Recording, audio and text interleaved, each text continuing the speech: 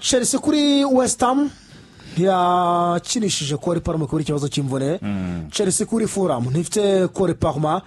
Aya makipe yombi atandukane ku mikinire, gukina nabo udafite Kore Parma bivuze iki kuri Fulham ku munsi w'ejo?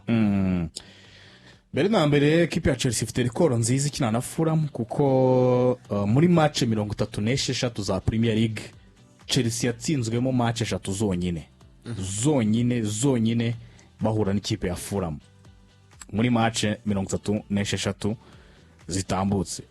Ikipe ya Fulham ni imwe mu ekipe ari stubborn muri iyi Premier League, ni imwe mu ekipe akunda kugorana. Urugero rwiza twarayibonye muri weekend inganya na Manchester United ivuye inyuma yishyura igitego, inganya nayo igitego 1-1 muri weekend mu mibyizi itsinda Bristol City ibitego 2-0 hari mu gikombe.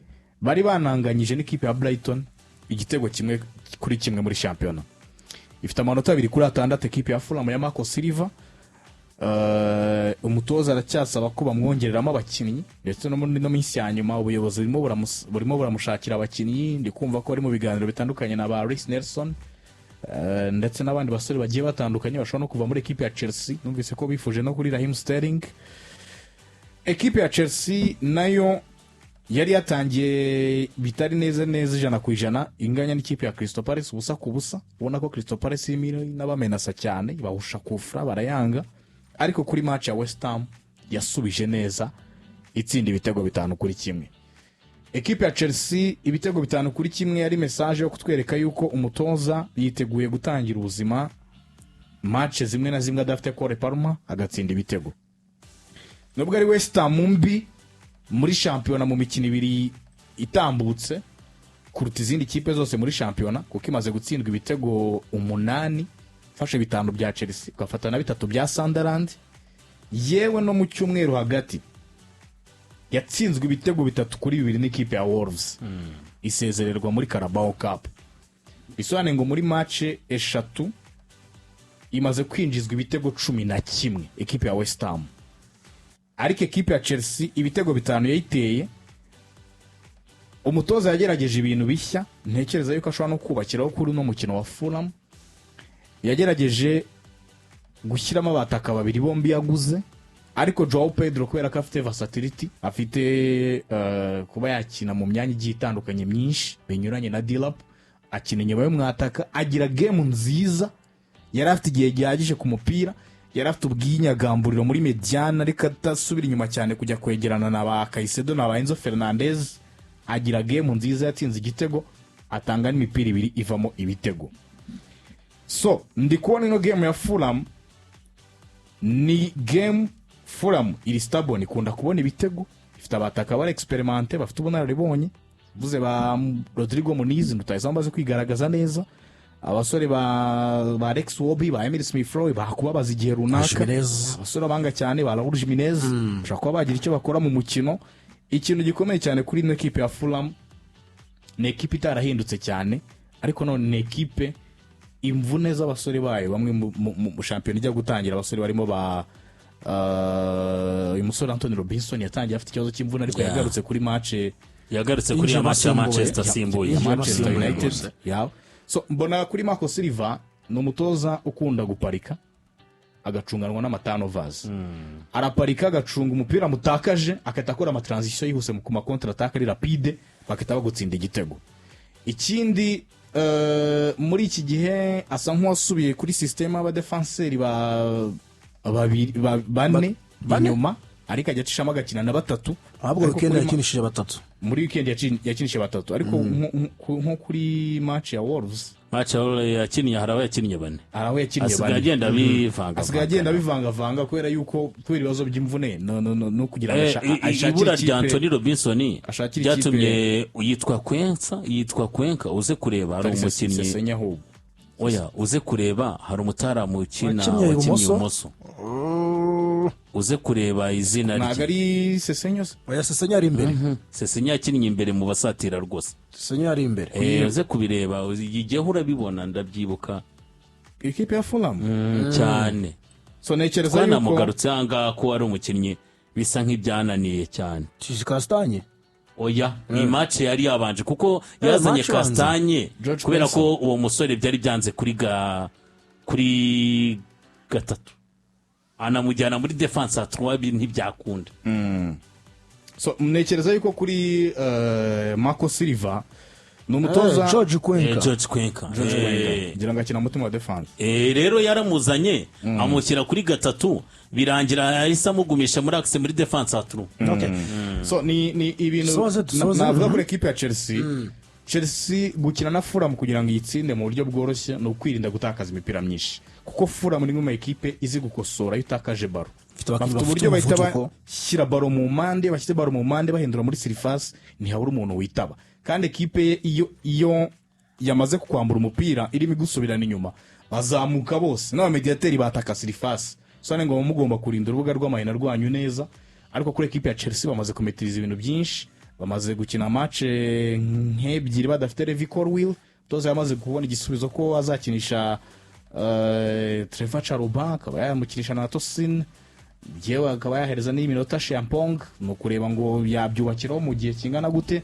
Ariko iyo ngiye kureba kuri equipe ya Chelsea na Fulham harimo gap, harimo ikinyuranyo cy'ibyo Chelsea yifuza kubakiraho n'ibyo yifuza gukora kuri game nk'izi ngizi. Ariko none Enzo Maresca yajya agaragaza ko kuri game nk'izi ngizi ntoya zazindi zitakabirijwe atatezwe cyane zikunda kumugora ariko kuri group afite kuba yaramaze kumenyera none uko yanatsinda ibitego adafite Cole Palmer mu mikino imwe n'imwe.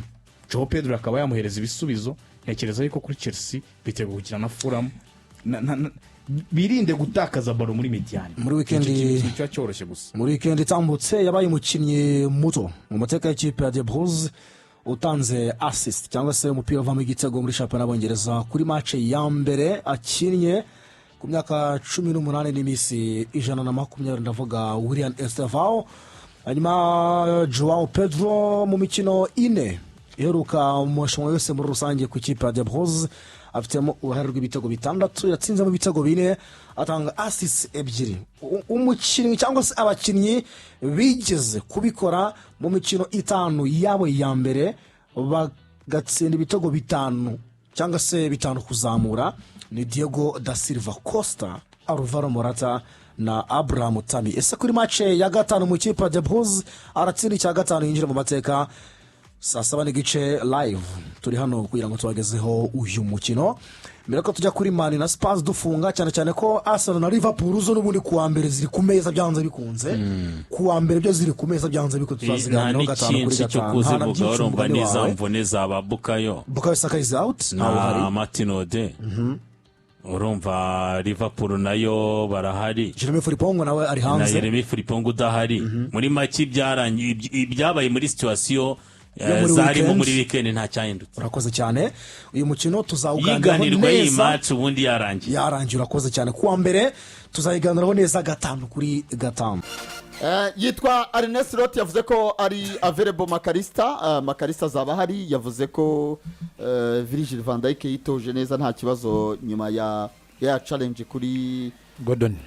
Namusaba imbabazi ku buryo bugaragara kuri Gordon.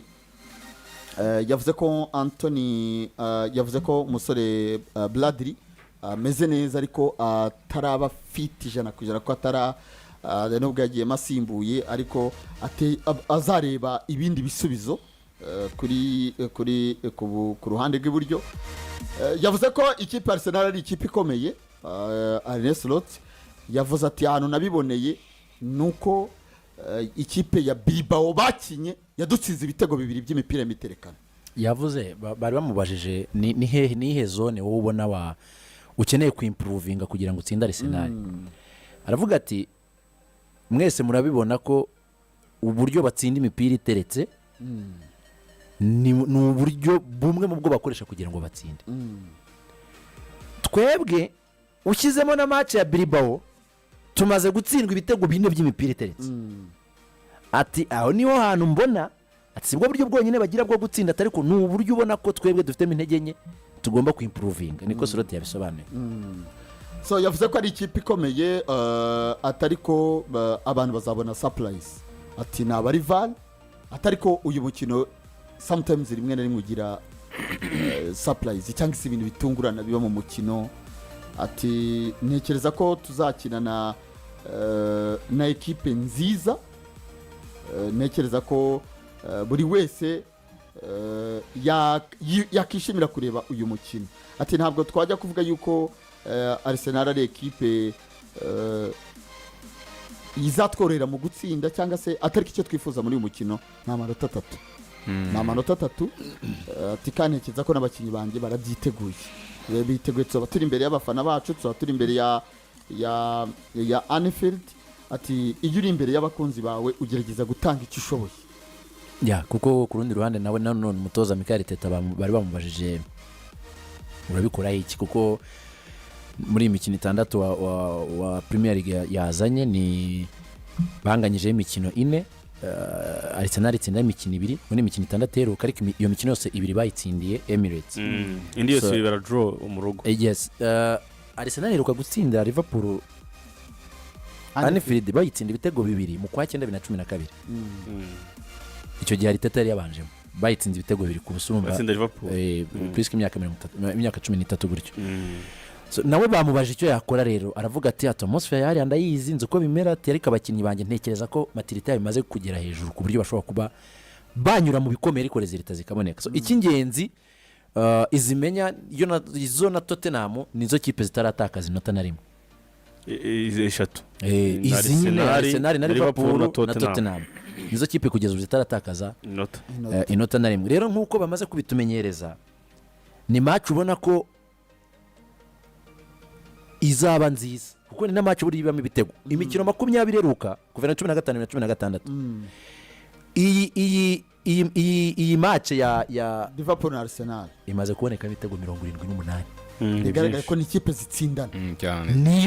niyo fixture imaze kubonekamo ibitego byinshi kuva icyo gihe, ibitego 78 mu mikino 20. Banavuga no ko mu mateka kuri statistique uretse Tottenham yabashe gukina Liverpool akabonekamo ibitego bigera kuri 160.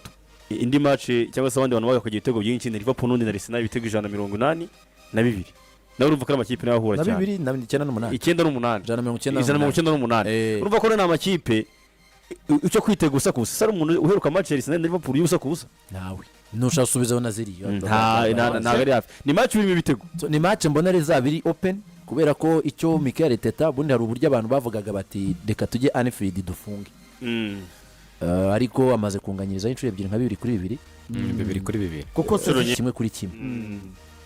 Urabona dore niyo 23 ya niyo nashakaga, nayo ya 2 kuri 2 23 yende bagarani jaka zukwa kane iriya niyo nashakaga.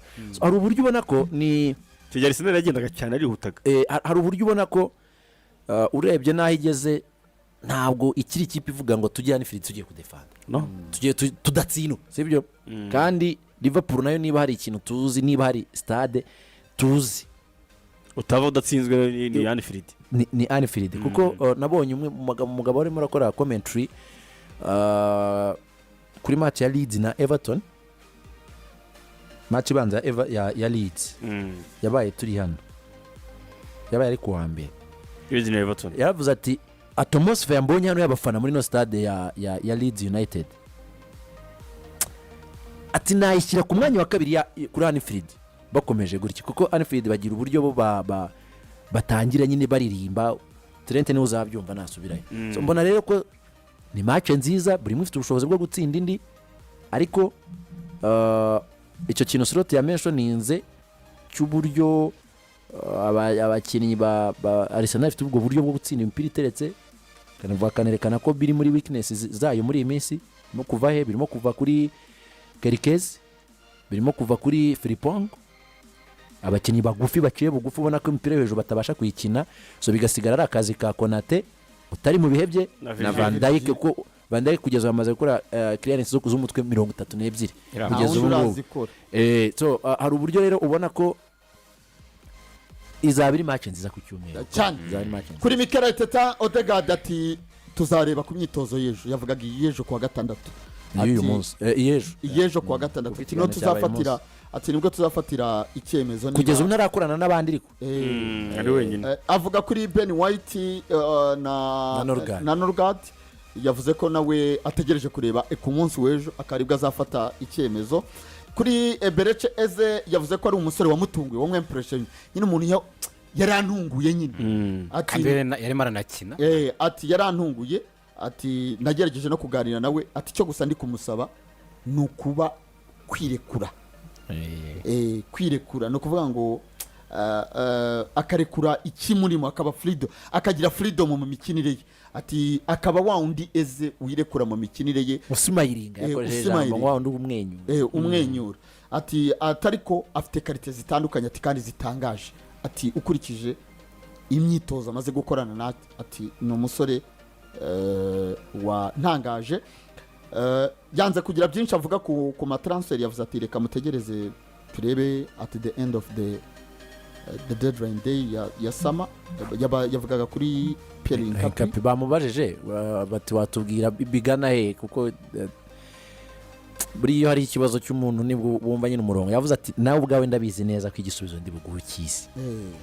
ntabwo mvuga ku mukini w'abandi kuko ntabwo ari wacu mutegereze turebe ikisoko rizarangiza Mohamed Salah mu kanya gato mu kiganiro Sky Sport urumva igigeni iganira n'abantu kuri match zihari kuri match zikomeye Mohamed Salah avuze amagambo atatu ati ndabisubiramo nkuko nabivuze mu birori bya PFA ati Arsenal niyo kipe amahirwe kurusha izindi zose ati impamvu ni iyi ati ifite abakinnyi bamandanye imyaka 5 batarahinduka ati bitandukanye natwe na Manchester City ati dufitemo abakinnyi benshi bashya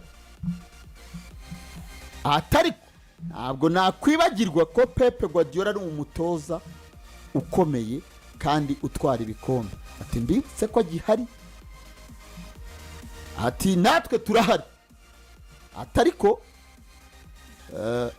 the first uwo nagira ko tenda wa mbere ati bigendanye na fakite yuko bamenyeranye bahari bamaze kugira experience bamaze kuba bafite consistency yo guhangana ati je nabaha ikipe ya Arsenal uyu mukino Deus kuri iki cyumweru ni umukino uzawufitiye ishusho zirimo zishobora gutwara umukino kuri iki cyumweru ubwo iyo mvuze ko ino rufunguzo rushobora kuri bombi ese Liverpool Arsenal uyu mukino nyine urufunguzo rwawo ku makipe yombi ngiye natangiye mvuga ko ari umukino mwiza mbonamo n'ibitego kuko n'abajya muri wina bashatse banagura n'ibitego byinshi kuko birashoboka ko buri ekipe yabona ibitego nk'ibyo bamaze kutumenyereza si mbona hari ekipe n'imwe ifite ishusho yo kuvuga ngo tugende tudefande cyokora biterwa n'uburyo nyine ekipe yarigize ikakwimpoza umukino ku buryo bwayo ukavuga utireka none nge magarare ahangaha ndebe ko nagumana izirezire itafite bitewe n'izihari ariko icyo Mohamed Salah cyo yavugaga nicyo ni umukinnyi abazi cyo kumarana umwanya igihe kinini bisobanuye urebye n'uburyo n'aba bakinnyi muri 11 ubonamo bashyashya ni babiri ni Zubimendi na Yokeresh probably azatangira na Michael Olize nibyo Eberechi Eze ntawakwishimira imvune y'umukinnyi ariko ku rundi ruhande natekereza ko bishobora kuba byamahirwe mu gihe yaba amutangije ariko kuko Eze mbona ari we mukinnyi ufite karite zoroshye kuba yakinisha neza mu buryo bworoshye Victor Yokeresh bijyanye kuko nawe Slot yabivuzeho yavuze ati bafite abakinnyi babiri bashyizemo muri ino sama babahanga mu gukina mu matransition avuga Eze avuga na Yokeresh nukuvuga ngo nufunguraho umwanya gatoya na abakinnyi byoroshye kuba bahita babona yaba uwukinira inyuma ye witwa Eberechi Eze biroroshye ko yahita abona umwanya wo kunyuza umupira kandi kuwitaba ni ibintu bya Victor byo ni ibintu bye no muri Sporting bira bitego niko yabitsindaga mu buryo bwose so mbona rero ko harimo iyo tactical approach hakabamo n'uburyo ama equipe ashobora kuzakina byo mbona afite ubushobozi bwo kuba yatsinda wenda akabazamo iyo home advantage y'ikipe ya Liverpool niba tuvuga ko Arsenal rero kwatsinda 2012 urumva harimo igihe kinini cy'imyaka 13 ariko ni equipe zombi buri umwe mbona ko ifite ubushobozi bwo kuba yatsinda indi